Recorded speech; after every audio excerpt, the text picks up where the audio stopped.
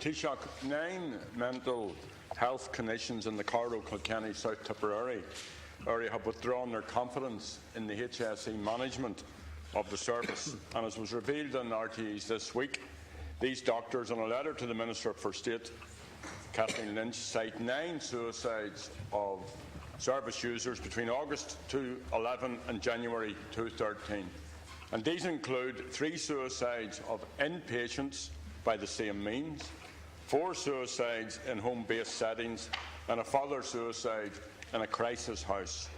Now, Taoiseach, I'm sure you'll agree this is dramatic, disturbing and a very, very serious development. And these doctors raised their concerns with the HSE in November 2012 and on a number of occasions subsequently. And in their letter to the Minister Kathleen Lynch a year ago, they repeatedly questioned the safety of governance in the service, saying they felt devalued and ignored in attempting to raise concerns. And they called on the Minister to intervene to ensure proper investigation of incidents and that review findings would be properly communicated and appropriate reforms implemented. They were told that their concerns had been addressed, but they say they were never informed of the outcome of reviews of serious incidents. So, Taoiseach, are you concerned about the number of deaths by suicide of mental health service users in this area? Have you discussed this with the Minister of Health, Dr Riley or Kathleen Lynch? And finally, what does the government intend to do about this very disturbing revelation? Thank you. Well, first of all, everybody is concerned, Deputy Adams, about the phenomenon of suicide and the tragic consequences of suicide in any family, for whatever reason. Now, Minister of State Lynch dealt very capably with this report in the last number of days, both in respect of her advice that you're waiting for 2 reports to come forward here, and the progress that has been made since Vision for Change was published back in 2006. Obviously, the Minister has made it perfectly clear that the recommendations and the reports from the Mental Health Commission Inspectorate are taken very seriously, and so they should be. The Vision for Change was published back in 2006. The report today highlights the progress that was actually made.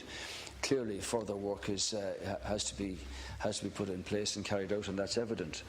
It says, although most residences are too large, overall the care and treatment of residents in the 24-hour supervised residences has improved since 2005, and it appears that the major factor influencing this improvement has been the move of clinical care to rehabilitation teams and the consequent implementation of individual multidisciplinary care planning.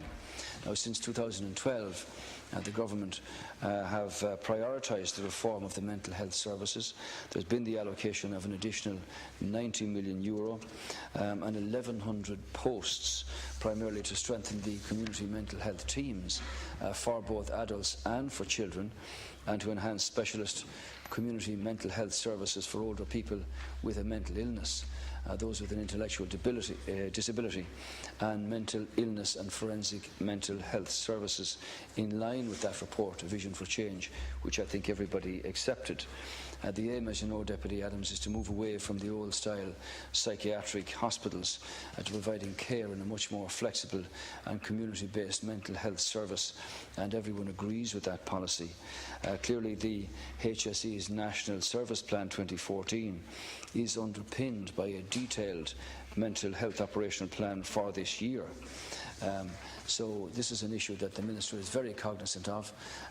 Consultation was had with all of the professionals, all of them, and clearly where suicide occurs or happens, it's a tragedy for those concerned and for their immediate families, and a matter of serious importance for government.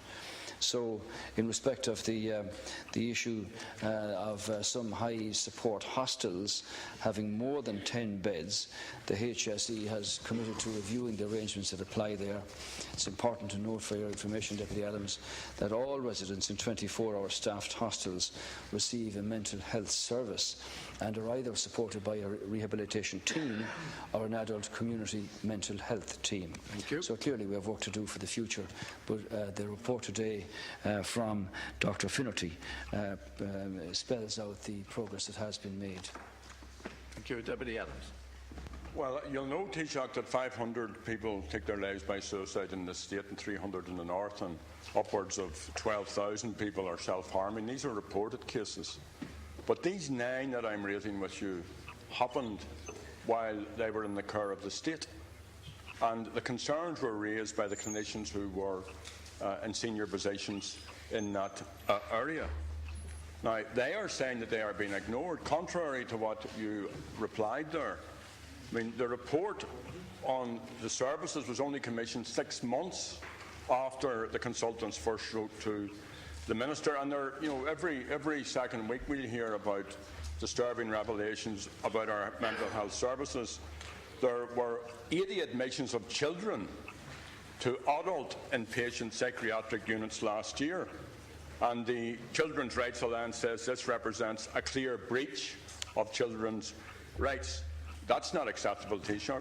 Thank you. And we read in today's Irish Times that hundreds of psychiatric patients moved out of mental hospitals in the last few decades are living in totally unsuitable conditions with limited access to health or healthcare professionals, just contrary to what you said. So, Taoiseach, are you concerned that this is a crisis, that it's costing lives, and that once again the mental health services are very much the Cinderella of an already decaying health service? So, Taoiseach, there's a serious matter here, and I would like to think in your response you would take on board the fact that these 9 citizens took their own lives in the care of the state, and the consultants working in that area have withdrawn confidence in the governance of that service.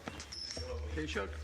Well, I'd say to Deputy Adams that clearly I agree that the mental health service was certainly the Cinderella of the entire service for quite a long number of years, and that's why this government ring-fenced particular funding to deal with the mental health service and to make it part of the normal quality of health services provided.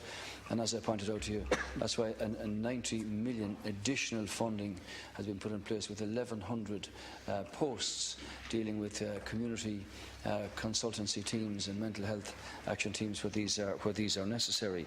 As I said, Deputy Minister Lynch has pointed out that consultations were had with everybody, professionals and those working in the service, in order to bring about the best response here.